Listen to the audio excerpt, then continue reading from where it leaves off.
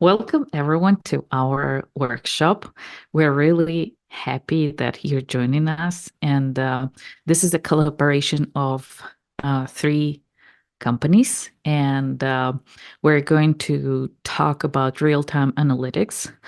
In this case, we're gonna um, do a pizza shop orders analytics, and for which we're going to use Bytewax. And I am from Bytewax myself. I do developer relations for Bytewax.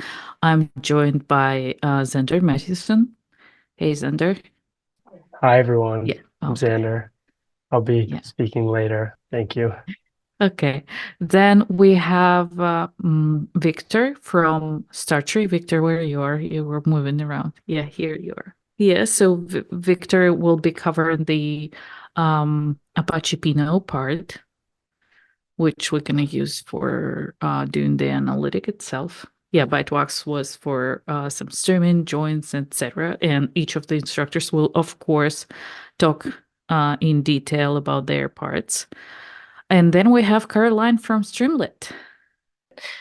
Super excited to be here. I'm Caroline. I'm from Streamlit.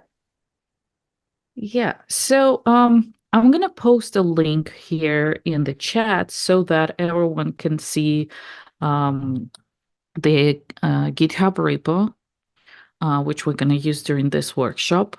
Then I encourage you to join our Slack for asking questions there and for us answering. You can also use the Zoom chat as well, but I think for uh, uh, this one is going to be done after the workshop, and the Slack one is going to be there even if you have to leave earlier or want to follow with your own pace and have questions later.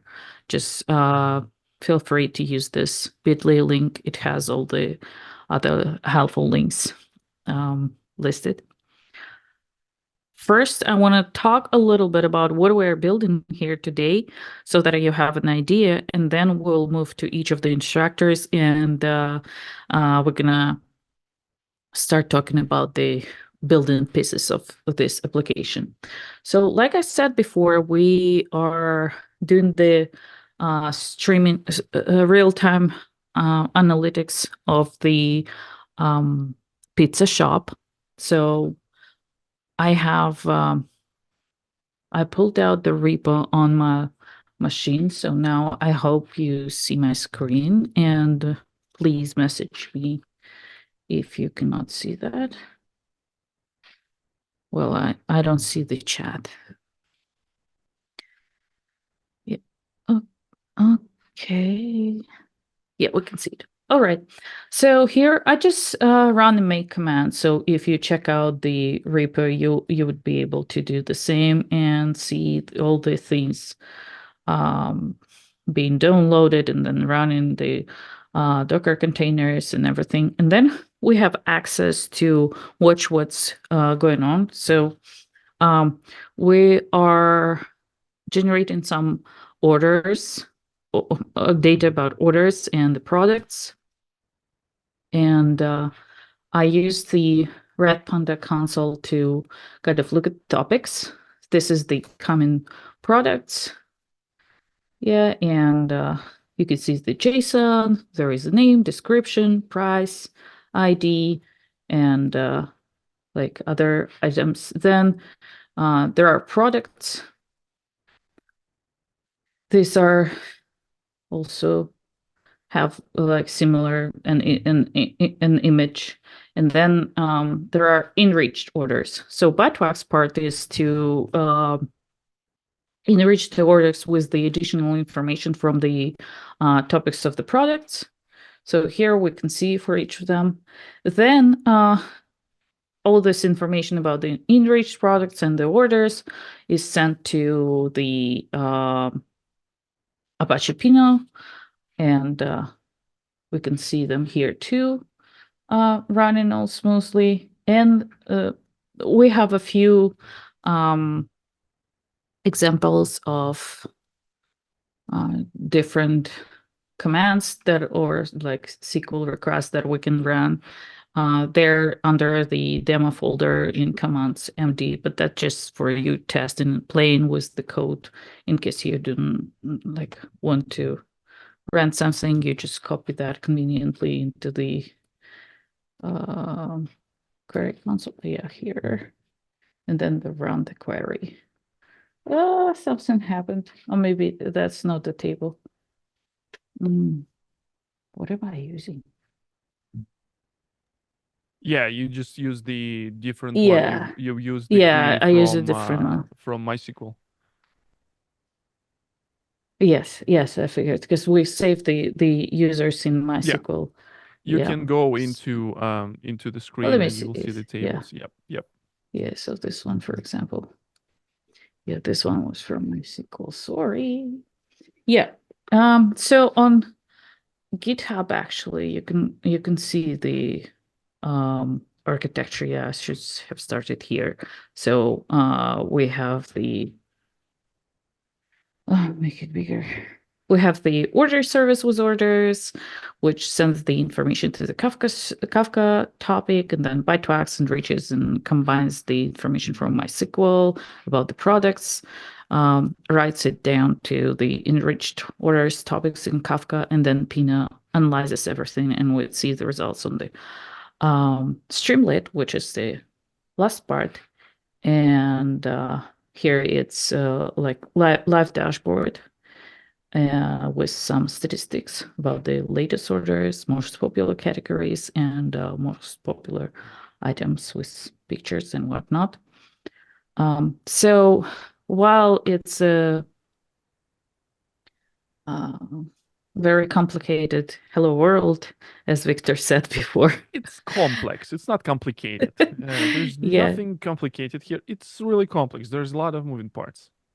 Yeah, so I'm really excited about going into like each of the part of this moving mechanism because there are a lot of use cases for each of the parts, and hopefully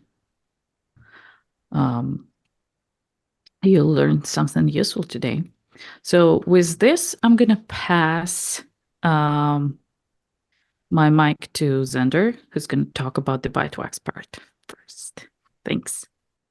Just a quick reminder for our speakers, if you have a chance to make your phones bigger, that would be huge help for many viewers. The easiest thing to check if your phone big enough is just like watch your Zoom meeting on the phone. So that's how I test like if my phones are big enough, if I can see them on the phone, that will work. Victor, did you want to do the Kafka part first, Yeah. or should I jump into? Okay. Yeah, just a quick thing that why we need all the things, and I'll just go ahead and share my screen. So I don't know if many of you have seen this diagram, but this is something that it's inside this repository. If you go there, you will see this. And idea is that why we need to have so many moving parts, because modern architecture require modern stack. And usually you not exposing your operational data store directly to users. You need to put something in front. You have some application that will be validating user input, or maybe some sort of like API gateway, or maybe something that's also called as a kind of event gateway. So in this case, everything that happens with your application, the users created new orders, people clicking around, or maybe your backend or like a back office people will doing something. Those things will not be written directly into your operational store. They might go into some sort of like event store. And in this particular case, we use Kafka because Kafka, it is a de facto system that allows to, first of all, be the point of integration between system. It can be event stores for different use cases. And I don't want to be like a very purist about the event-driven systems and how the Kafka is not suitable for this. For this use case, Kafka will capture two things. It's going to be capture the orders that our users are creating on the website. So, for example, they go into some REST service, and these orders that they click in on the website will go into Kafka topic. And the things what I was mentioned about operational store, we do have imaginary legacy system that has information about the products. Maybe some people on the back office will be reading data or like filling data through some sort of system. And the Kafka system has capabilities to capture these changes that happened in the database or query database directly. So there's both pull and push type of queries are supported. And this is where we go in everything in. And this is the next thing where we're going to be getting the orders information. We want to have like a tiny events that only include information about the IDs of these orders, IDs of products. And in order to run some sort of like our analytical queries, we need to enrich those with data that available on our like operational data store. So in this case, we also bring in the products into from the Kafka topic. And Bytewax as a technology that allows us to perform a logic of enrichment. Also, I'm specifically don't want to call this join because this is essentially what the enrichment is. We have a data in one format, we join with data in another format, but I don't want to create, because the word join in the world of data system is very loaded. And a lot of people have a different opinion. So that's why we use the term enrichment, because in this particular case, we will do like some sort of form of and actually, this is the place where the Xander will take over, because he also educated me about some of the ideas in the and the vocabulary and the nomenclature that Bytewax has. Maybe it's not 100% would be aligned with the tools that I use in the past. In the past, in the Kafka Streams, for example, world, we use the concept of tables, and we materialize products into tables and do joins of the tables in Stream. And Xander will explain the things with the stream processing in Bytewax much better. So with the, I don't know how many of you use Kafka before. Kafka is a system that is very open source, battle tested. There's plenty of providers who can provide you with the managed service. In our case, we're running this inside a the Docker Compose, but you can run this in cloud, you can run this everywhere. So the question, audio is good and volume is very low. Is it only Harry that complaining with the quality of audio, or like the volume of, or everyone also feel that my audio is too low?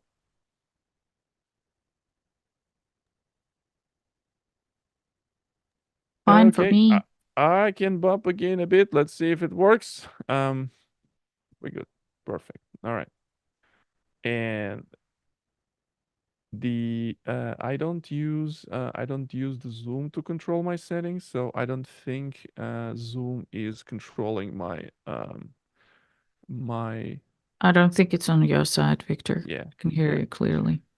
Perfect. So another question. So Bytewax is not a ETL service. It is not entirely ETL service, and it's probably responsible only for T part, right, Xander?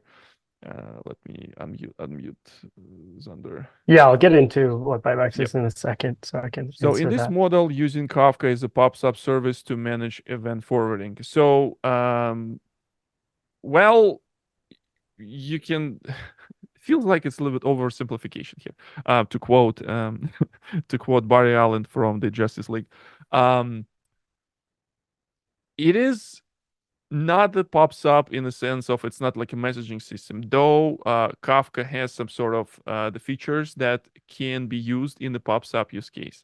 Kafka used in this particular case in two modes. First one, Kafka works as a, what I called like event gateway. So our order service will essentially publish messages inside the Kafka orders. Think about this. It's a kind of continuous append only log of files. It can be used as a PubSub emulation, but essentially it is also durable storage. In the PubSub fashion, when the events come in, you usually don't have durability. And for the products aspect of this, Kafka acts as a kind of change data capture. So the events that happen on database will be captured from database and also written into Kafka. I don't know if it makes more sense or I make the things a little bit more complicated. And Kafka is source of truth. So all the data lands to Kafka, and we will be using Kafka next to do the things. We'll pass this now to Xander so he can talk a little bit more about Bytewax, and I will come back with some other things later this workshop. All right, Xander, you up? Okay, cool. Thanks, Victor. So I'm going to talk a little bit more about real-time analytics and a little bit about stream processing, and then we'll start you on the journey to running this thing yourself. So my part here is part 2 of how we can serve up the freshest data. I've got a couple slides to kick us off here. So this is me. As you have heard, you have 3 chefs today. This is me in the middle, Xander. I work at Bytewax. And I happen to have a couple pizza jokes too. So why was the pizzeria desperate for business? Because they needed dough. What's the difference between a good pizza joke and a bad one? The delivery. All right, let's move along here. It's enough of that. So I'm Xander. I work on Bytewax. I love your support. There's a few people from the community here. Thank you for coming. You can check out Bytewax on home, Bytewax/Bytewax. I like pizza. I happen to like pizza. I'm not crazy like some of those pizza haters out there, and I'm a sucker for. It's unfortunate I have to say this out loud, but for Detroit style pizza, there's something about that like crunchy, but also gooey, and all the cheese and like the oil goes around, and it's so good. It makes me so hungry. Feel free to share your favorites if you want. So today's part 2 agenda, we're going to first talk about real-time analytics. You have my lens that I'll give you to understand real-time analytics. So this part makes a little more sense. Then we're going to talk about the slices of the RTA system and see what I did there. And then we're going to talk about stream processing, which is one slice of the pie. One more. And then we're going to talk about how Bytewax keeps things fresh. And then we're going to go out and search some pizza to eat, or I will at least. So in the world of data, what does real time mean? It means that the data is available for use as soon as it is generated. The data is processed immediately, and the data is made available to the consumer post-processing. And all of this happens in a low latent real-time manner. And that's why the architecture gets so complex, is because as an order is available, we need to be able to query it. And we can't necessarily query it from that operational data store. So now if we sprinkle some analytics toppings on top of that, the data is queryable at the moment it's generated. So that's where the complexity lies. Is like we need to be able to query the current and the most current and the historical data the moment that most current data is generated. So what is real-time analytics versus normal analytics? Well, here on the left-hand side, you have your regular day-old analytics. It looks pretty gross, right? And then on the right-hand side, you have fresh, beautiful real-time analytics. So do you want to hear another pizza joke? Never mind, it's too cheesy. So for our pizza orders, we want to serve up the hottest analytics made up with only the freshest data. I know if you're like me, you're also already drooling. So we already saw an architecture diagram. I'm going to break it down into a little bit of a different diagram that might be easier for understanding this portion of it. We have data generated from systems, whether they be real or virtual or physical or virtual. That data is collected, transformed, transported, put into a data store that is then queryable. And that all happens, in the realm of milliseconds. So you might be asking yourself, as many people do, who aren't familiar with why real-time OLAP exists, if I already have a real-time OLAP database that I can shove data into from various different sources like Kafka, why do I need a stream processor? And so how does Bytewax fit into this? So back on our earlier slide, we made it clear that we want our data available immediately for consumption at a really low latency. And so in order for us to be able to have a low latency query, we can't actually make joins at query time. And so, or enrichments at query time. So generally where a stream processor comes into the picture is in that transform and transport side. You want to enrich that data or join data together so that the query is relatively straightforward. Real-time OLAP systems are really fast at doing select stars. They're not really fast at doing select stars across a bunch of things they've joined together. So I'll introduce you to Bytewax. It's not an ETL orchestrator. Bytewax is an open source Python stream processor. So it provides a Python native API where you can leverage the Python ecosystem to build real-time applications. It was built for supporting more operational real-time workloads. It's based on top of a performant Rust engine that's called Timely Data Flow. You can do the stateful things you need to generally do with stream processors to make sense of a stream of data, which is windowing, aggregating, joining, connecting different systems together. We have a platform commercial offering that provides a lot of operational capabilities on top of Bytewax, and that's available. And we actually recently just launched an AWS Marketplace offering. So that's a lot of the DevOps light part of it. Bytewax is scalable and cloud native. And then it has everything you need to run in production, which is when you go down, you're not going to lose state. There's recovery built in, and we'll talk a little bit more about state in a second. So back to my simplified real-time analytics architecture. Here we're looking at this should say part 2. I got mixed up with the parts, but this we're going to look at is the collect, transform, transport part. And then to do that, we're going to make what's called a data flow in Bytewax. In Bytewax, a data flow is synonymous with a workload or a service. Say you're making a web service, you can kind of think of it in the same way. So as was described in that larger diagram, we have orders that are being sent through to our Kafka cluster on an orders topic. So we have orders coming in, and that order is going to have a lot of items in it. And the order is just going to be an order number, maybe when it happened, how much they paid in total, and then a list of IDs, and those IDs are all the products. And so what we want to do is enrich that information, that order. We want to take that order, we want to expand that list of items, grab those IDs, match the product information to them, and then we can send them down into an enriched topic. And so that's what we're doing in Bytewax, because if we were to do that, I mean, some of this is a little bit stretching, but if we were to do that in a real-time system, the join or the enrichment that would be required, which would be a join in the database, would be too slow to happen and be seemingly real-time. So that's what we're going to do. One more joke before we get started. Why did the hipster burn his mouth while eating his pizza? Anybody? Anybody? Because he ate it before it was cool. Get it? Because hipsters do things before it's cool. Okay.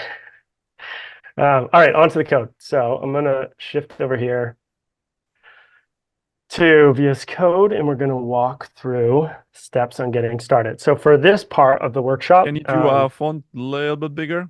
Font a little bit bigger. Now we're talking. Big enough? Folks, let us know if it's the big enough. I have a big screen, so I don't complain. So I was wondering if people watching on the phone, so they happy. And also you probably can just like to close the terminal window for now. Yeah, I'm actually going to use the terminal window in one Oh, second okay. here. So this part you can follow along if you want. I cut out a section, and now we're going to run that on its own so that we can see how it works. So one of the things that we wanted Bytewax to be able to do that's hard to do with most stream processors is just test things locally and run things locally. So Bytewax is really easy to get started. If you're following along make sure you have already cloned the repo. If you haven't, I'll just give folks a half second to do that. If I don't know where the chat window is, otherwise I'd point to the repo one more time. Okay, I'm assuming everyone has at this point cloned the repo, and then you should cd into the enrichment-bytewax part of the repository. So now we can pip install the requirements file, and this will install Bytewax amongst some other things that we're going to use. I already have them installed in this environment. I guess I should mention that. While it downloads internet, folks, write down in the chat what kind of like primarily language you use for your programming stuff. We make assumptions about the Python and data, kind of like a Go as the cheese and tomato sauce. Also trying to keep up with the Zender's joke. I don't know, like trying to improvise. But yeah, like what's the primarily programming language you guys using? Nice, Python. Cool. So you have two in the enrichment directory. You have two Python files. One is dataflow.py, so that's the one that will run in the Docker compose that you'll run later, and the other one is dataflowpre.py. So dataflowpre.py is the one where we're going to create this sort of testing apparatus. So I made a data folder in the directory, and in that data folder there's a generate.py, and that generate.py will just generate randomly some orders. I also saved the orders.json lines in there so we can use that. So if you want to go look at what the orders look like, we have the order ID, the created at, the user ID, a price, and then the items. And so the items, this is our issue we have with the thing. We're not going to be able to know that much of what's going on because we just have a list of product IDs, quantities, and the prices. And so that's what we're going to be enriching with the information contained in this here, which is the list of products that are currently available from our store. So in the overall architecture diagram, that was shown as two topics. For this instance, what we're actually going to do is just load this into memory, and we're going to enrich it locally. So let's walk through data pre. Now you all have Bytewax pip installed, and I'm going to move my terminal down here so it's small. Man, my computer is struggling right now. Okay, so we can ignore these two data classes. They're basically the product and the product and the orders as data classes. Okay, so let's get on to the data flow. Oh, wait, there's one more joke. A pizza walks into a bar and orders a drink. The bartender says, "Sorry, we don't serve food here." Lol. Okay, so to start any data flow, you start with a data flow object. So you can think of a data flow as a directed graph of processing steps. And so we create this data flow object, and then we're going to add steps to it. And after each step, we're going to be returned a stream handle.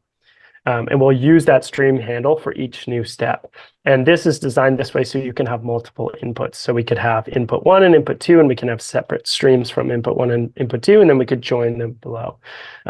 This is actually a pretty straightforward data flow. We're going to have a single input, and we're mocking what will come out of Kafka by opening this JSON lines and just reading them in one by one. So that's our mock orders coming in. The orders have a list inside them. So we're using what's called flat map. If you're from the world of Python like me, flat map is not so commonly used in Python, but it's essentially going to take a list and split it into single objects that we'll be using downstream.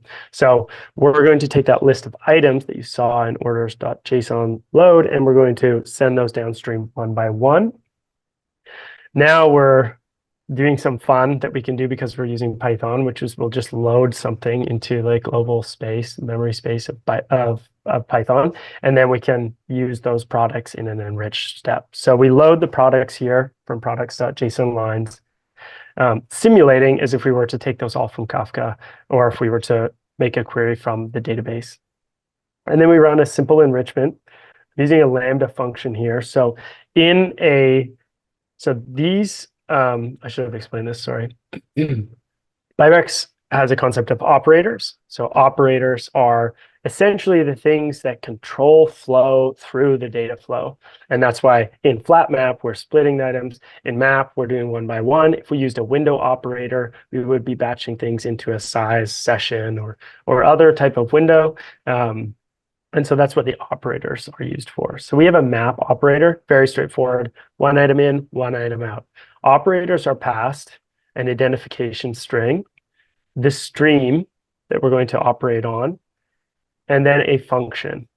There can be more or less, but no, not less, but there can be more items. But for this type of operator, it's just these three. So we're passing in a lambda function here, where we're actually calling another function with the products and the order. So this enables us to pass that product object into the order. So we can go look at what we're doing in this first function. It's nice because, I mean, part of the reason we developed Bytewax is to be able to pass arbitrary Python functions into streams. That's kind of why it exists. So we have a regular Python function here that we're going to dump in. It's enriching the items, and all we are doing here is taking the product ID and adding in the product information, and we're taking that and then we're serializing it into JSON string that we would then put back into the Kafka enrichment topic. So that's it. That's all the excitement of the data flow. It's not so crazy. Then we have a standard out here. So everyone who's following along, we can run this thing. So Bytewax has a run module. If you're familiar with, I mean, old school Streamlit maybe, but not current Streamlit, or Flask or Fast API, you run it as a module. So in Python, this is how you can run modules. Probably everyone already knows this, and I'm just telling them useless information. And then you provide it with the actual data flow file, which is data flow pre. And then you can specify, just like when you use like Flask and you specify the app or whatever, you can specify that data flow object in here, which ours is called flow. You don't need this. It's going to look for flow anyway. But this is how you would run your data flow. And hopefully, you know, demo gods are on my side. And you see a bunch of amazing pizza orders of like amazing products coming out here. Crinkle fries, all sorts of good stuff. So that's it. And then now we have something that we could run as a test. So whenever we change this, I can't even describe to you how hard my computer is struggling. I still have an Intel-based Mac. I think I need to upgrade. You definitely need to upgrade. Yeah. Because you're running at least like multiple services in Docker, so definitely. I'm not running anything in Docker right now. This is. Okay. So in this case, Google Chrome and Visual Studio Code. Yeah. That's, you know. Yeah. Props to JavaScript folks here. I'm a CEO now, so I don't do anything real. I just do like administrative tasks. So I just have a bunch of tabs open for administrative tasks. Okay. All right. So at some point we turn this into our test suite. So whenever we modify the data flow, we can run those tests, which is really nice because we can run it locally. So the next step is, how does this fit into the broader ecosystem? And so the only thing we actually have to change is that bit about input and output. And so we have written a number of input and output connectors. For Kafka is one of them because that's the most commonly used system. So the code here is changed from Dataflow pre to have a different input, which uses the Kafka input. So Kafka has its own input and operators because there's some special stuff we've made to sync with the schema registry. So we changed the input here to use the brokers topics and use this Kafka input. And then we also have changed that little bit of JSON serialization that happened in the enrichment part to a Kafka sync message. And so that's where you can like provide key value, header information, etc. And then we use the Kafka. Oh my goodness. 1 second. There we go. The Kafka output instead of the output operator where we were using standard output. We use the Kafka output operator, and we provide the broker address and the topic address as well. So that's all we have to do to change that to use it with Kafka. which is kind of nice. That's all I had to say. I don't have any more jokes, actually. That's the end of the joke. So I'm going to stop sharing my screen. You will run this file with the Docker compose. And I'm going to check if are any questions, because I haven't been looking at the questions at all. That's a very interesting question. Is there a more efficient way than having two files with the same logic? I'm not following, JD. If you can Yeah, so I update. think you could like have some sort of try or something. You could have some logic in there, or you could have you could steal from like from Flask or etc., where you could have a environment variable, and then basically um, swap the input and output you use based on the environment variable. What But was for the this purposes, the kind of like a background to this question? I probably missed that, or maybe it's like There are two what was files, data flow and data flow. yeah. So Right. I So did it as that's two the question. files, data flow pre, which I would probably put inside of a test if I wanted to keep it that way, and then data flow. And the question was, can I have those just as one file and still do the local and the remote? right? And my answer was, there's no built-in way with Bytewax, but you could use an environment variable or some sort of configuration, and you would have both input mechanisms inside, and you would change depending on the environment variable, like for the Python developers out there, like you do with Flask and Fast API. And I think this is the person I would put this in the test. So in this case, like in memory stuff that will be run without everything. But if you would for people who looking into what is going on with the code inside each component of this, the Bytewax, for example, component, it has its own like a Docker file. Everything is Dockerized, so you can see here. We're using the Dataflow Pi because we relied on integrating with the other bits of the system where we connect to enrichment. We're getting information how we can connect to Kafka, what's the input, what's the output topic, and the enrich the output topic as well. So Before without everything, it's just a pre that will load things from the file. before we move on, Ollie is reminding me that we do have some Bytewax swag, and I was supposed to come up with really interesting ways to give that away, and I didn't have an opportunity to think of No interesting pizza ways. jokes. So whoever sends the best pizza joke in the chat, we'd love to, send us in a message your information, and then we can send you some swag. Go. That's it. Thanks. Okay, so let me quickly share my screen so I can walk you through the next step, and I will introduce our next speaker because I want to spend a little bit more time afterwards. So based on this diagram, there's a couple things that we mentioned. Again, in this particular case, in this diagram, you will not see this order service. In this particular case, order service is just like emulates all these orders. But in the real life, you will have something like your RESTful web service and web API gateway or something like that that will be sending all the orders. To simplify this the complex diagram, so we decide not to include this in this particular bit. Now, so the reason why we need to have something like Apache Pinot here is multiple reasons, and one important reason is that when we land this data in the Kafka topics, it will look something like this. So when we look inside this enriched messages topic, we will see all these messages would look like this, but we cannot query Kafka easily. Kafka is the stream or log of events that pile up in in kind of like continuously. Kafka doesn't have any concept of how you're going to be querying. Kafka has this concept of compacted topics where it will only store the latest and greatest value. But in this case, you still will not be able to just simply querying this. Querying of the Kafka topic would be cumbersome. And for that matter, we can use there's multiple other technologies. Even Bytewax can be used this. So like you build the app inside your Flask or inside your whatever is the web framework is winning these days with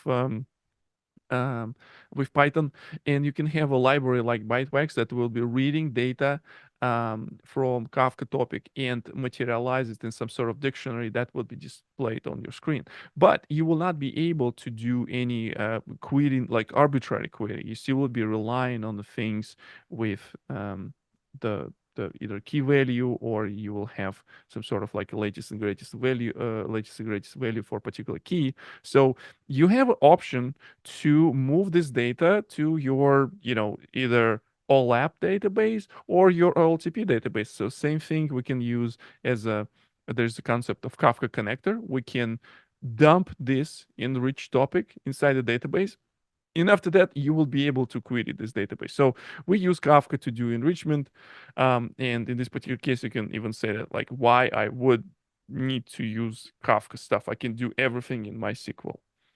Right. So this is kind of like a very valid question, like why to do all these things. I have my orders, and I have my the products, and I will run the join, and I will have the enriched orders, and I will just display this on the screen. And this is where the Pinot comes into play, because again, what would be fun if we're not going to be using the system that is a web scale for using this super over engineered demo. So this is where we're going to be using the Pinot into play. So Apache Pinot, it's the open source project. It's just what's called the real time. I'll talk a little bit about real time, and for the purists out there, I will try to define the real time. It's a distributed database designed to serve all the analytical workloads, and it can be integrated with streaming data. So this fits in our use case perfectly, with low latency, meaning that from the time when the event happened to the time where we can use this data in the query, we'll have a millisecond latency. So this is something like a real the most real-time thing that we have is milliseconds. It's not the system that you will usually put into kind of, I don't know, the system that will be getting data for controlling robots that performing surgery. So not that time real time, but the tens of milliseconds, it's a real time enough in order to get the fresh data. And high concurrency is an important bit here, because the system like the Pinot will enable user facing analytics, and we're gonna the Caroline will show how the applications that would be used by real users can be built using simply just querying querying Pinot. And high concurrency, like high number of concurrent queries, will be important part here. So 3 pillars why the Pinot is used in many organizations, and it's used in many let's see. Oh, yep, perfect, full screen. The amount of time it takes to execute the query is very low, so the latency is very low. It's a distributed system, even though it's a distributed system, but it's designed in order to perform the queries very fast. There's different ways to perform these queries. There's different type of indexes that allow to speed up the query. Concurrency, it allows to multiple different use cases use one data store to perform different type of queries. And freshness is an important thing that that Xander's already mentioned with probably the best pizza jokes that you will hear today. It is much better to have fresh pizza than stale pizza. And when you think about the stale pizza, it's like when you're running some analytical workloads on some I don't know, days old data, like days old pizza. So design of the OLAP system is the focus on optimizing the storage for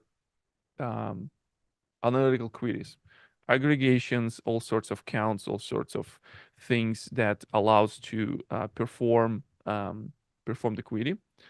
And it is heavily read workloads. So in order to ingest data with your traditional database, it's a transaction based. You need to perform your transactions and the high consistency of this data and things like that. You just need to write very fast. And also, since it's a transactional, so we there would be high requirements on how many operations you can perform this. You can do this in kind of in batches, even with the transactional databases, but the idea kind of like you do single insert statement. With the OLAP, you kind of like bringing data in either in the style of batch, so Pinot supports that. We have an example how this can be used, and we can also call the things in stream fashion. So the Pinot table supports the absorbs from the streaming data source like Apache Kafka. So when in the time when data will arrive inside the Pinot, this data will be available for queries. So that's why freshness and the low latency between the ingestion and getting result is also very important component of the Pinot. So the Pinot data structured inside the tables, and I don't want to go with the slides. I want to quickly show how this would look inside the Pinot. So the Pinot comes with this like a nifty UI console. When you run the makefile has kind of like a run command that will run everything for you. When you run this, you need to have relatively beefy machine in order to run this, because the systems that's designed to run those workloads, like they designed to be like very to perform those queries. It might take a while when you start to run this locally, if you have the 8 GB of RAM or less.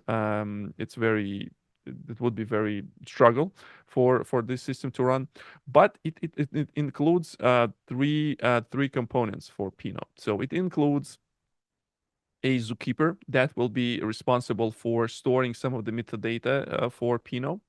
It will require the controller that will be responsible for keeping health of the cluster, broker that will be where the queries will be executed, and the server that will be responsible for keeping with the storage. Also, we do have a command that will pre-provision some of the tables, and those tables would look something like this. So usually Pinot has a table definition that will include what type of the table. So in this particular case, we do have what we called a real-time table, because we're gonna be reading data from. Let me actually do bigger font. I feel like it might be. We deserve bigger font here. Yeah. Let me quickly check where we. Are we still there? So I see it's a little bit quiet.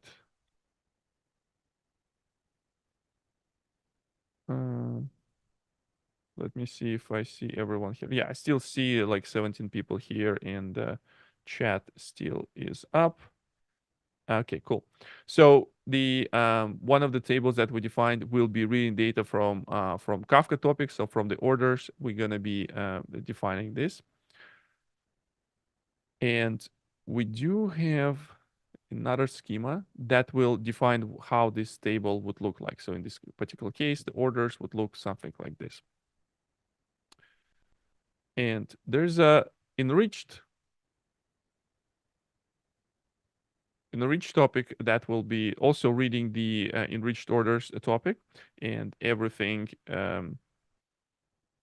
will be written from Kafka topic. So the reason why the Pinot is capable enough to run the joins themselves, so we can actually have orders and products topic, and we can do join on the side of the Pinot. But it was not always the case, because Pinot recently changed the engine for running the queries, and now the joins are supported. And in my opinion, in my experience of the talking about those systems, build those systems, kind of have things that already available for consumption is easier to do on other side of things, even though it will potentially change the architecture. And so once we have those tables inside the Pinot. Like I mentioned earlier, it comes with this like a nifty console where we can browse what kind of tables available. And this is like real-time orders information from here. So let me run query.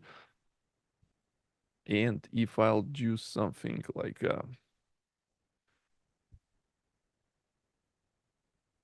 orders, let's see how many orders we have so far.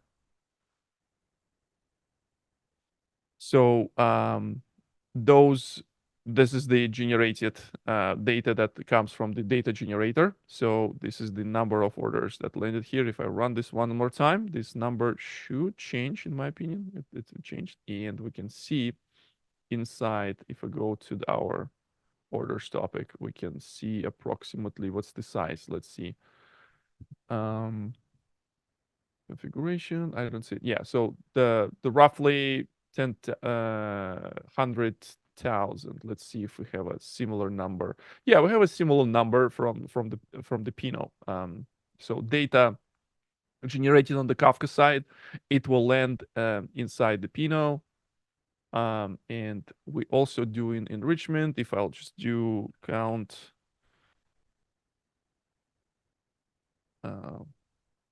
freaking Grammarly, disappear, please. And if I'll do this, and also when I run this query, it run the number of enriched orders, but also the response time, 2 milliseconds to run this query. So it run the aggregation, because the data is already available for to run this in analytical fashion. We can get this immediately. Now, so it is not something that very, you usually expose this query console for your users and run some queries like, for those of you who want to try this yourself, to run this in the console, you can find a folder called demo, and you can find different the commands that you can observe and see all these messages. If you want to see what goes inside the Kafka topic, you can use the kcat command, which is Kafka cat. You can see how the schema in the tables looks like. So let's get the most recently used product category. So we'll take the product category as a category with and get the count for the last 5 minutes. We can see what kind of like queries we're getting, what kind of like the product categories we're getting. So we have a side orders. You never buy the pizza without fries. Probably a veggie pizza, non-veggie pizzas, pizza mania, pasta, beverages, and stuff like that. So that's very cool. Everything is very cool. I can run this query in this console, but it's more important when I was talking about user-facing analytics, that your users want to see this data. And this is where Oli already hinted this a bit.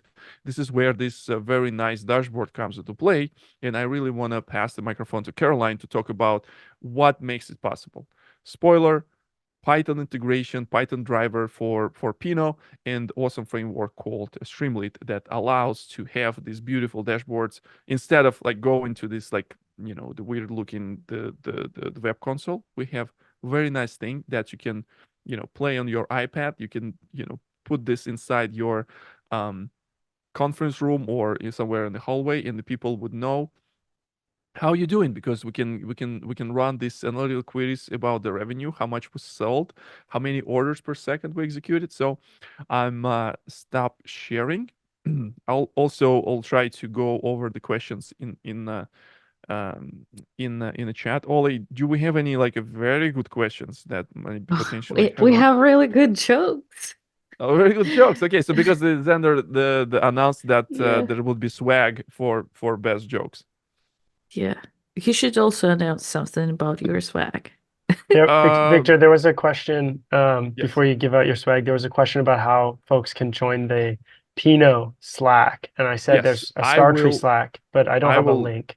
Yes, I will share those link in a few seconds. So there's two slacks for if you don't have enough slacks in your life. So we do have a Pinot. It's like Apache Pinot, like the Apache is open source software foundation that hosts Pinot, and there's a company called StarTree that is contributing a lot to Apache Pinot, but also provides the best management service for Apache Pinot. And those two separate. So historically, don't ask me why. Historically, but it's the same people the answering the questions in the both slacks. Majority of the people who came from the open source stuff, they come to work for StarTree, and or they are open source contributor working on big companies like LinkedIn, the Uber, specifically Uber Eats uses a lot of Pinot. And yes, I will post the Slack links in a second. Yep. Great. Well, again, I'm Caroline Frasca. I work on developer relations and partnerships for Streamlit. Super excited to be here. I am really disappointed in myself because I didn't add any jokes to this presentation. And I also never thought of adding jokes to the code and comments. It's definitely something I'm going to do moving forward. So unfortunately, no jokes for you today, but really excited to give you an intro to Streamlit, and then I'm going to walk you through how this awesome pizza demo uses Streamlit. So let's get into it.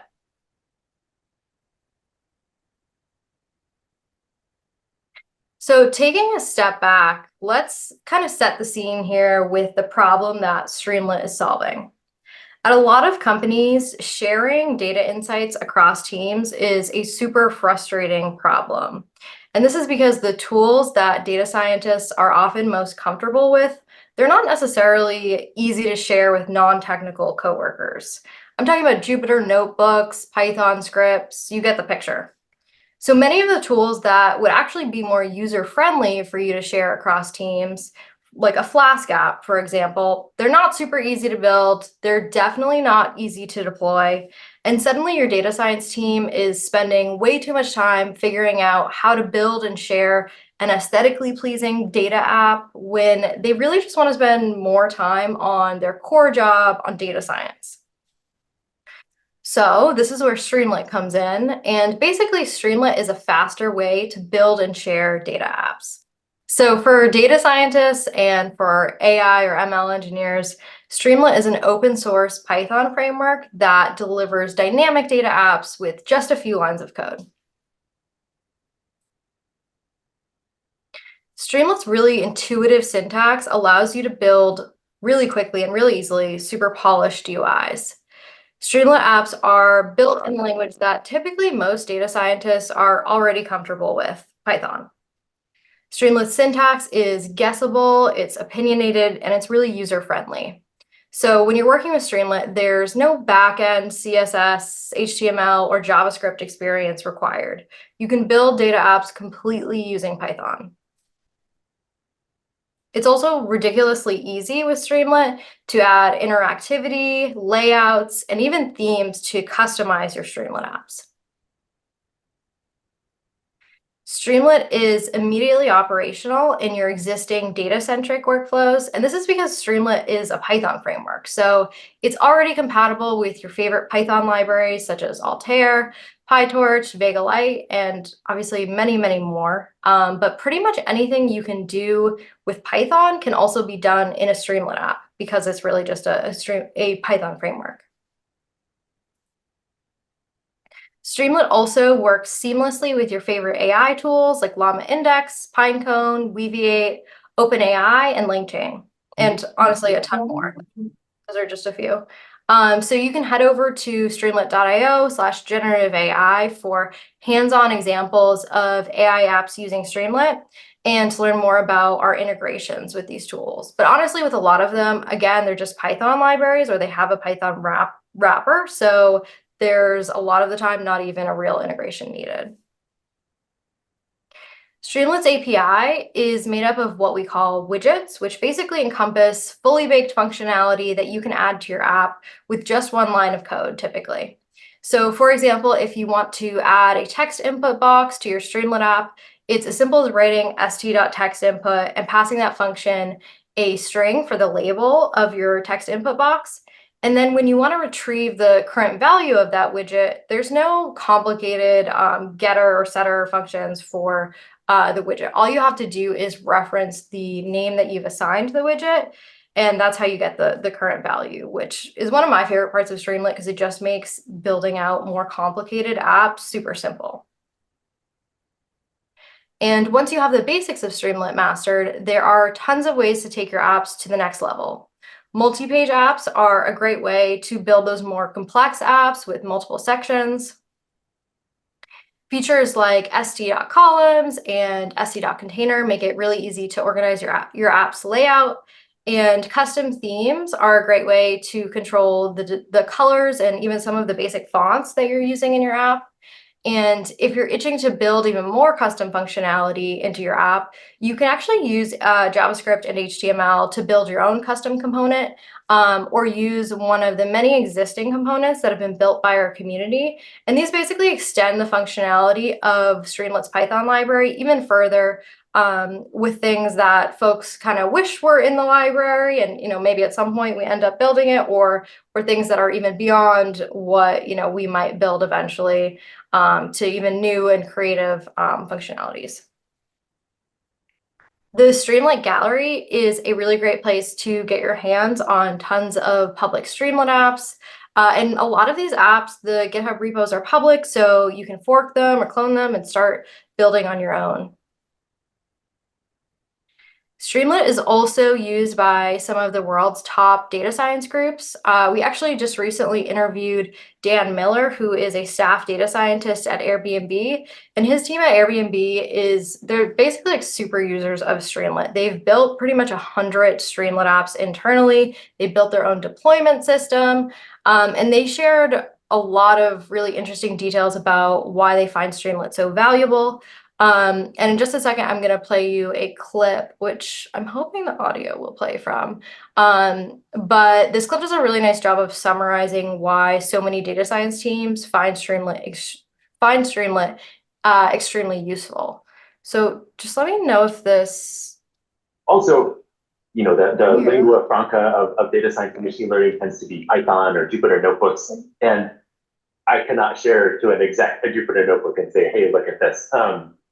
I think that's probably true of pretty much any company, but you can definitely share a Streamlit app, a live Streamlit app with, someone in the less technical arm of your company, and they'll still be able to, again, that tangibility, being able to interact with it is super powerful. So he really summarizes that idea that I was touching upon earlier of you want to be able to share data insights across your company. You don't want to be limited to sharing, something that is really like non-technical. You want to be able to build something really robust, but something that's user-friendly and something that non-technical users will still enjoy. And that's really where Streamlit fills in that gap. So once you've built your Streamlit app, you're probably going to want to share it with a friend, a coworker, or, if you're super proud of your app, you want to share it with everyone you've ever met. And luckily, there's a free and super easy way to deploy your app, and it's called Streamlit Community Cloud.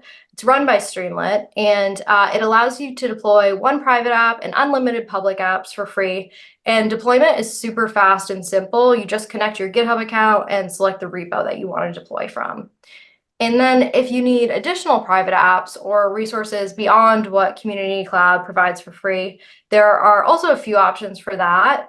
With Snowflake, we have a hosted product called Streamlit in Snowflake, and that allows you to build apps on top of your Snowflake data and to deploy those apps on Snowflake infrastructure. And then Streamlit apps can also be deployed generally on almost any deployment platform. So a great place to learn more about this is our community deployment wiki and our forum, where community members have shared guides and tutorials on deploying Streamlit apps on a ton of different platforms.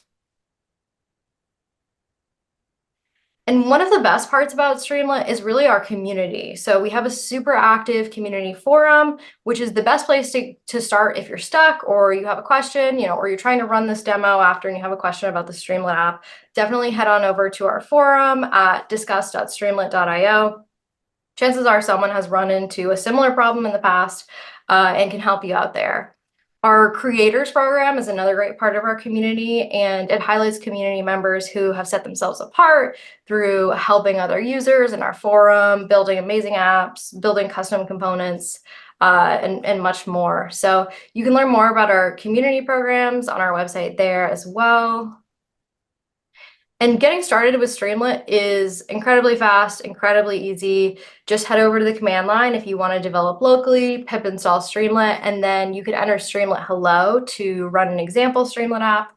You can also get started with Community Cloud and our GitHub Codespaces integration. So if you really are like, I don't want to touch the command line, which I kind of understand, to be honest, you can develop completely in the browser there.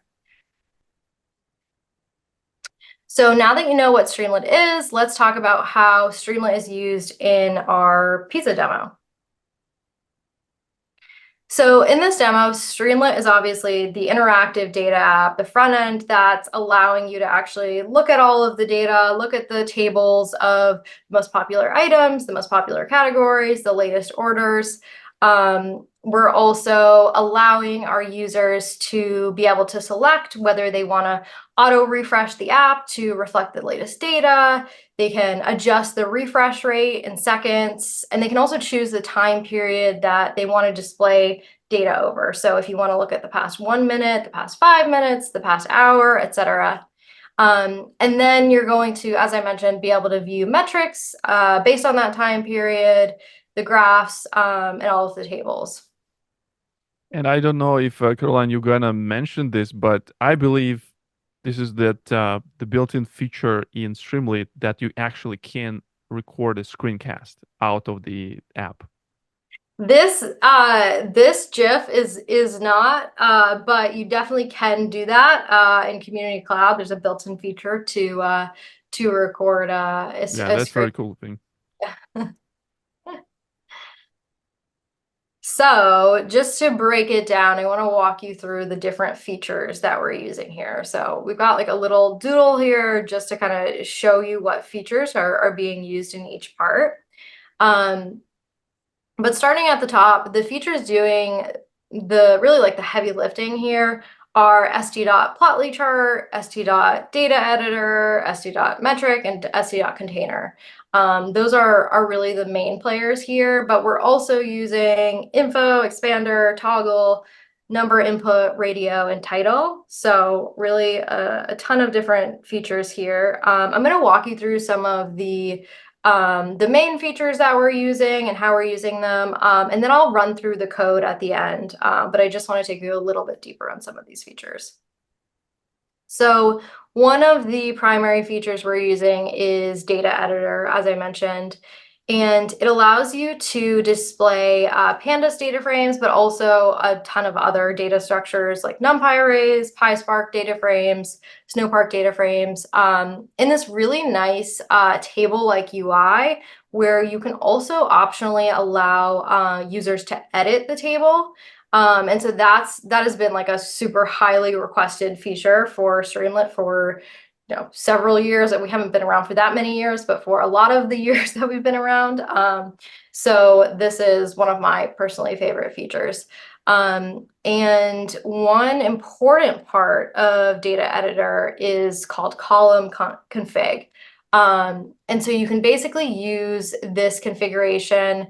It's a suite of methods to tailor your columns to various data types. So ranging from really simple text and numbers to lists, URLs, images, and more. You can see some of the example different data types that we support here. So really it allows you to format things in a super user-friendly way, rather than just, having that data thrown in there with like a standard table, but you can actually do a select box column. You can see this example here where if you wanted to like allow people to, go through a couple different options and pick an option, and then you wanted to like write that data back to your database, that's a super powerful feature. So yeah, again, really just prioritizing formatting your data in a user-friendly way, a really visually appealing way. And we're using this in the Pizza demo app specifically to make sure that our numerical columns and our image columns are really displayed optimally. And then the next feature I want to talk about is st.pyplot. This is a pretty basic feature. We're really just displaying a matplotlib pyplot figure, but this comes into play with showing the charts for the orders per second and the revenue per second. That's possible because of st.pyplot. So that's definitely a major ingredient. I'll just try to ad-lib some puns because this presentation is seriously lacking in the pun department. But st.metric is another big player here. So this is really a great function if you're building out that kind of analytics, classic data analytics dashboard like the pizza example. And this method allows you to display a metric in really big, bold font, and you can optionally display a delta indicator, so you can show how the metric has changed. We're doing that in the pizza example as well. And st.metric really looks nice in combination with our columns feature, which allows you to display the metrics side by side. And that's what we're doing in the pizza example too. So you can see an example of that below too. Finally, this is more of a UI feature, but it is really important in the dashboard because in this dashboard, we've got kind of these classic like cards that are encircling all of the, the charts, the tables, the different parts of the dashboard. And that's also kind of a commonly requested, has been a commonly requested feature for a while, so that you can build that classic data analytics dashboard with the separation between the different sections. And basically st.container creates what's usually an invisible container in your app that you can add multiple elements into. But in this case, we are using the border parameter to display a really thin border around each container, which again gives you that card look that a lot of classic data analytics dashboards are looking for. So as I mentioned, there are also other features that we're using in this demo. st.info is used to create this lovely little call out section here to let you know the last time that we updated the dashboard. We're also using st.expander to create a section with the dashboard settings that can be completely collapsed, so that if you've already configured your settings, you don't want to look at it anymore, you can hide it super easily. st.toggle is a great way to allow users to configure a binary setting. So in this case, you can set auto-fresh to be either on or off.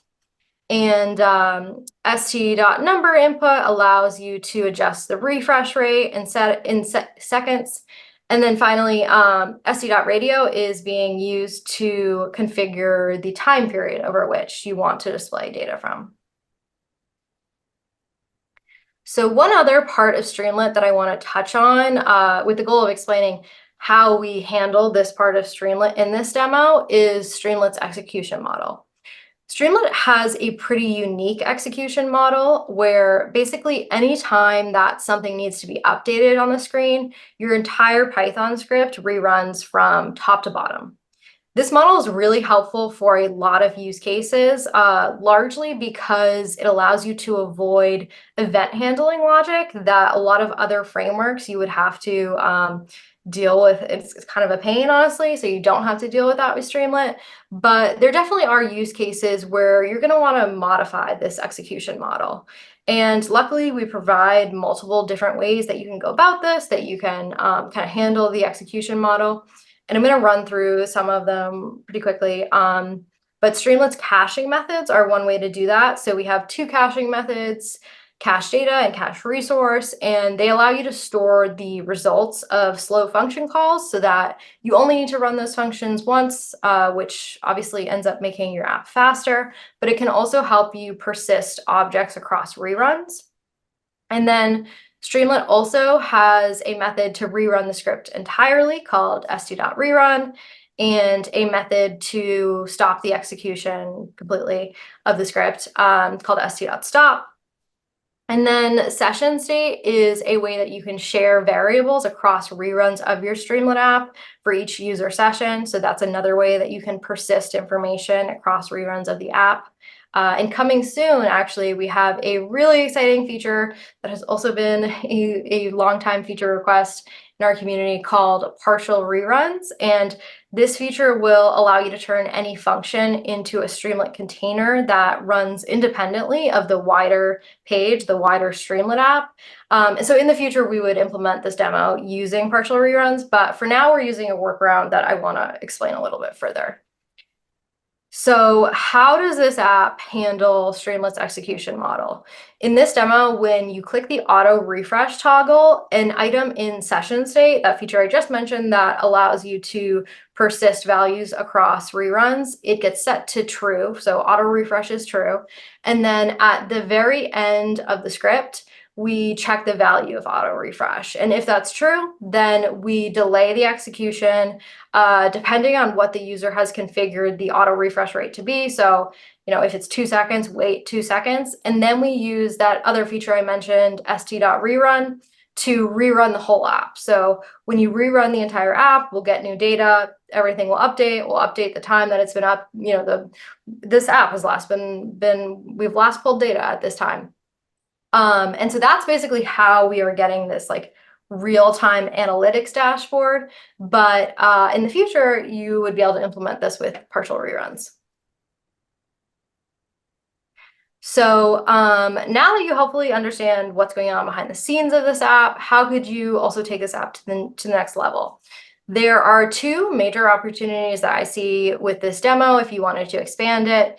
Data editor, obviously, based on its name, allows you to build editable tables. So one area you could definitely implement would be allowing users to edit the tables and then writing that edited data back to the source. So for example, maybe your users want to edit the status of the pizza order. So just to reflect, oh, I've shipped this pizza order. So you could add, that nice looking multi-select of shipped, confirmed, etc. And as I mentioned before, the other opportunity would be using partial reruns to make this live aspect more natively integrated. And it will make the process of controlling the reruns of your app a lot smoother. So shameless plug, this feature is in private preview. If you're interested, go check it out in our forum, play around with it. We're still collecting feedback on it, so we'd love input. I'm going to switch to sharing VS Code for a second, and then I'm just going to walk through the app overall. I'm not going to go into super great detail, mostly because it would be a little bit boring because I didn't add pizza jokes in the comments, but just to give you the overall. There were, while you're getting sorted, there were a couple questions around the different open source projects that do similar things, namely Shiny and Dash to Streamlit. So maybe you can tackle that one as well. I sent something I found on the internet, but I'm sure you have a better answer. Yeah, there are a couple of different competitors. Obviously, I'm biased. I love Streamlit. I think that I'll respond to that in the comments because this is a longer answer. It really the shorter answer is that it really depends on what you're looking to do. And Streamlit is really excellent for that use case of you want to enable your data team to build really polished looking data apps quickly and share them across your company, as well as the AI ML use case. But yeah, I can also give more details on that in the comments. So yeah, just to walk through this app, Not gonna go through Can every you line. can you make a font a little bit bigger? Yes. Is Hate to that do this, but someone has. is that good? Can you, It's perfect. is it okay? Cool. So obviously setting up the Pinot host, Pinot port, all that jazz, setting up the title of your app. This is where we are displaying when the app was last updated. So as I mentioned, it's updated every time you rerun the app. So we're getting the current time and date right here. And I'll show you how that works at the bottom as well. But this is where we are initializing session state. So we're checking to see if this sleep time value is in session state. And if it's not, we're adding it and we're setting that equal to 5. We're just going to assume that people want to auto refresh this dashboard to get started. So we're adding that to session state as well. This is where we're setting up mappings of the different options that we're giving people for the time period that you can view the data over, which is obviously, an hour, 30 minutes, etc. But basically setting up mappings so that these time periods are in the format that we need them to be to pass that, to query the database, essentially. Yeah, so this is something related to Pinot. It is the things that will be parsed by the functions when we're passing this. If we need to have a different time, the like past like 6 time ago since last like 60 minutes, something like that. Yeah, cool. So this is our expander where we've got all the dashboard settings, and we're setting them up in 2 columns. You can see right here in the left column, we've got that auto refresh toggle, which again is connected to that session state value for auto refresh. And then we also have the number input for the actual refresh rate. And then on the right side, we've got that radio option that I mentioned, where we're going to give people the different time periods over which they can view data. And then, setting up the cursor to actually run your queries. We've got a try except statement where we're actually running our first query with some nice exception handling. And then finally, here's another query that we're going to be running, and you can see this is really nice how this is going to update based on what the user has selected. This first section is displaying orders in the last, whatever time period you selected. So once we have the results, once the query has been executed, that is in a pandas data frame, and we set up, as I mentioned, containers are everywhere in this app because we're using them to create the nice little card section. So you can see we're setting up a Streamlit st container here with that border equal to true, and then adding our title orders in the last whatever time period you selected. And then for the actual metrics that we're going to display, again, we're going to display them in the 3 columns side by side. So that's what we're doing here. And then we're actually just adding the st.metric elements to show the number of orders and the revenue, and then finally the average order value right here. So all of that logic is going towards setting up that lovely 3 metric layout that you saw. And then finally going to the next query, again, returning a pandas data frame. And I don't know, Victor, if you want to talk a little bit about some of the stuff that you did here, but I feel like a summary is that you're kind of setting up the data into a format where we can show a Plotly chart of the revenue, and then I think it is the orders. Yep.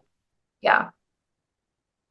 Yeah, so there's a lot of kind of repetitive things to get the data, to massage it and turn it into something that can be displayed. And after that, we put this inside the poly chart Plotly chart. Exactly. So we're doing some similar things here in the column to the right that's showing the Plotly chart of all the revenue. And then we, again, more columns, more containers and columns everywhere. And then we are going to display that data editor table with the latest orders that were returned from that query there. And you can see we're using the column config feature that I mentioned to nicely format some of these things. These are numbers, just regular integers pretty much. And then in the right-hand column of this setup, we have the table that's displaying the most popular categories of orders. So again, doing something super similar, setting up a data editor, passing that the pandas data frame, using column config to nicely format all of the columns. No really crazy columns here. You could add, you know, again, if you wanted to write back to your data source, you could add some multi-selects of, I don't know, what other like pizza related things you might do. And then towards the end here, we've got that larger table with the most popular items. This one, we actually finally have a column that is a little bit different. We've got the images of each item, which I thought was really fun. But again, we've got that container set up with the lovely border around it, the data editor table where we're displaying all of that. And then finally, at the end, this is the section that I was mentioning earlier, where we're checking session state to check the value of auto refresh. And if that's true, we're going to sleep for the number of seconds that the user specified as the auto refresh rate. And then we're going to rerun the whole app. And that's our mechanism to update the app. Cool. So Thank you so much, Caroline. Yeah, that is all I had. And I will turn it back to Victor. I will close the how you call it, the lid of the box or the pizza box. You know how you prepare this. Now you need to the packet and tender to the delivery person and or like to the person who to order the pizza and things like that. So yeah. For those of you who wants to run everything by yourself, the couple of things I just want to once again bring this picture into the play. Where is it? My Excel draw. Actually, this is the fantastic version of the Excel draw that Ollie drew, and thank you so much for this as well. So once again, I hope after the things that Zender and Caroline will talk about, and hopefully yours truly, you got the little bit idea about the more or less complex data pipeline. Can it also be achieved with the MySQL instance? Yes. Will it be a scalable solution for some like complex problem? Probably not. Should you start thinking about those things earlier? Also, premature optimization is the sin of many engineers.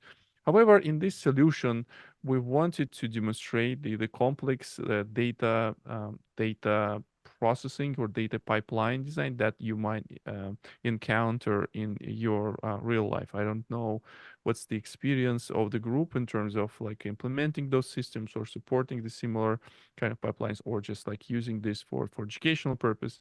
So those things, the multiple different components of all these demos can be replaced. For example, we're using in this particular case, we're using the official Python library for Apache Pinot.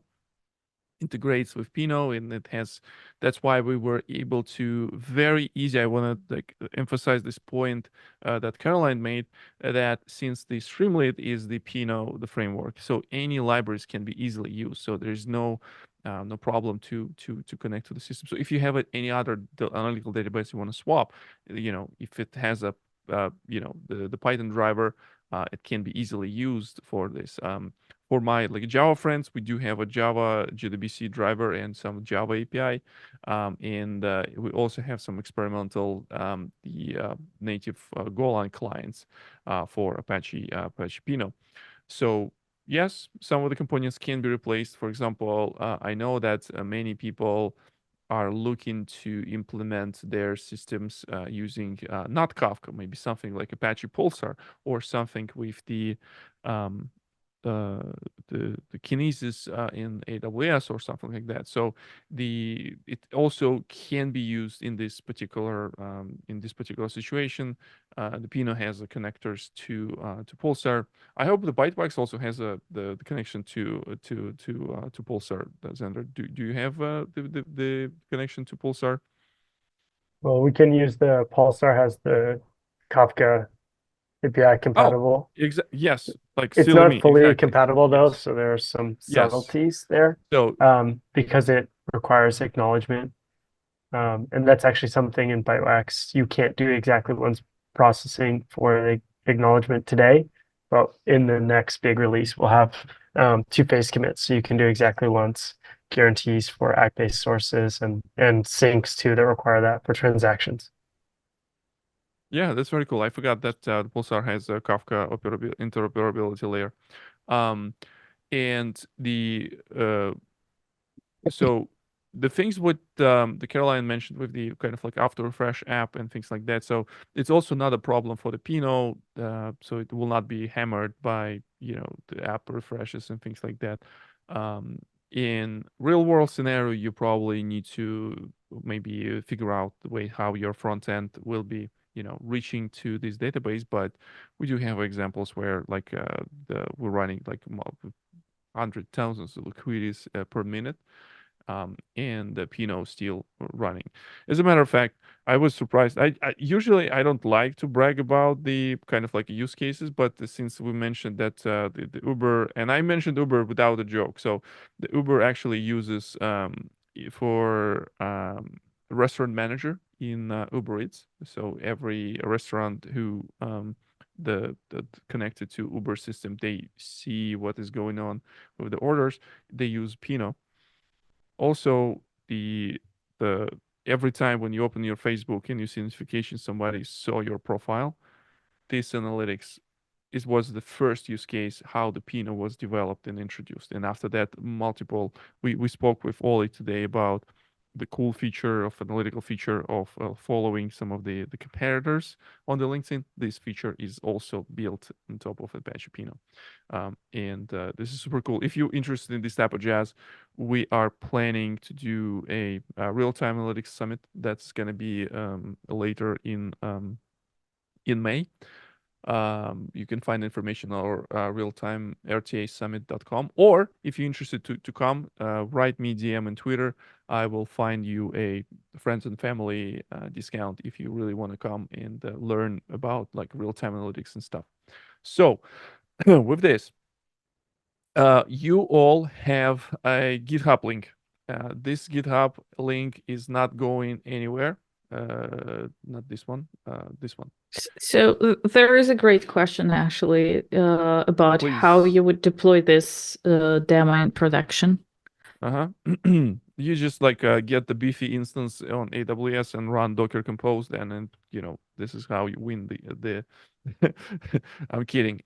So there's multiple aspects. The reason why we have those, let me kill the screen for now. I just doing that because, yeah. So there's multiple different aspects of how you would run those in production. I do have a can I call it PTSD? No, I don't. I love to run everything in Kubernetes. Like Kubernetes is probably the best way to build a platform these days. Kubernetes is not the end of the game. Kubernetes is something that you start and you build in platform on top of it, and the containerized the applications, containerized workloads will be naturally easy to run inside the Kubernetes. In the Pinot, we do have a support for running the Pinot components using Helm chart inside the Kubernetes.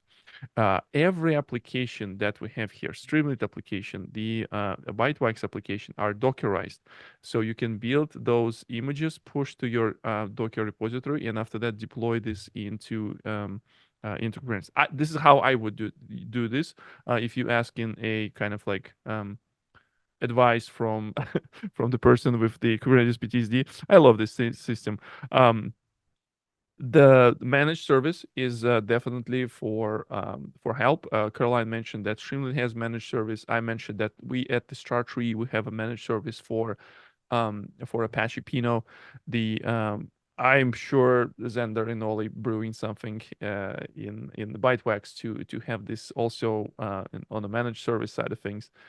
And I don't know actually if you planning to do something. We don't have a managed service. We have a self-hosted platform that we recommend for when you're deploying multiple workloads to production, but it's not 100% necessary to use. It just helps scale disaster recovery, authentication and stuff like that.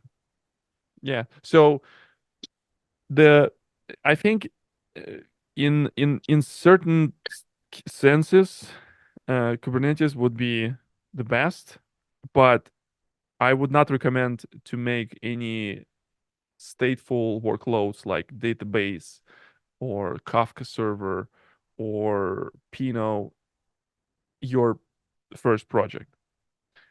It definitely has a learning curve. So teach yourself how you can run stateful workloads like web apps and things like that. Get develop this muscle of deploying this stuff in Kubernetes. There's definitely other choices. You can definitely run this as a in AWS. There's plenty of different tools available. But yeah, like things are much easier and much simpler when you have it containerized versions, and you have a Docker Compose, you have a Docker files. It can be easily turned into Kubernetes deployment. This is I would do. I don't know, like if you folks have other ideas. Is it actually recommended to deploy Pinot on Kubernetes, or is there a different, like for best latency, for best resiliency, is that the recommended practice? Because yeah, recommended practice is to run this in the StarTree cloud. I'm just kidding. So it really doesn't matter. It really doesn't matter what kind of it's all about it's a tool. It's just a tool that allows you to do this, and that's why I mentioned this. Don't make it as your first project to run Pinot in Kubernetes, because if you don't know how to manage storage in Kubernetes, how to make the backups, probably it's okay. It's not. It's analytical data store. You can lose some data, and after that, rehydrate this on or reload this from some sort of sources. Probably it's not the place where you can store all your precious data. But if you run Kafka in Kubernetes and you lose the data, this is the different story. And that those systems right now have a lot of expertise in the world to run this in Kubernetes. There's different knobs that can be turned around in terms of what to run, what not to run in Kubernetes and things like that. But in general, it's quite all right to run Kubernetes. To be honest, our own platform, StarTree Cloud, it's Kubernetes internally. We wrote a lot of kind of like automations around this, but it is. If you use Docker and Kubernetes, how do you think about collocating or not collocating different components there? So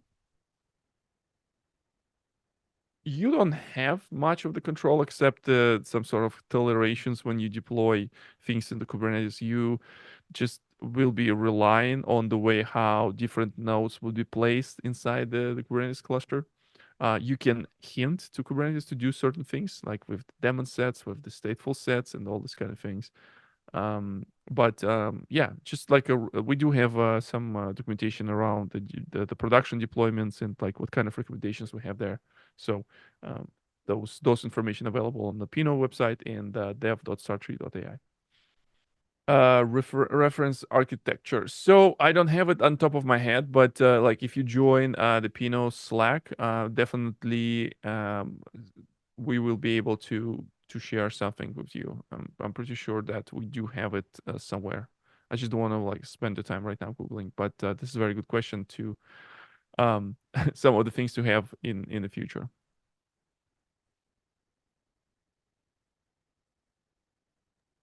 Yeah, so we do have the on the Pinot website. There's a configuration recommendation, different knobs and turns that you will be able to configure.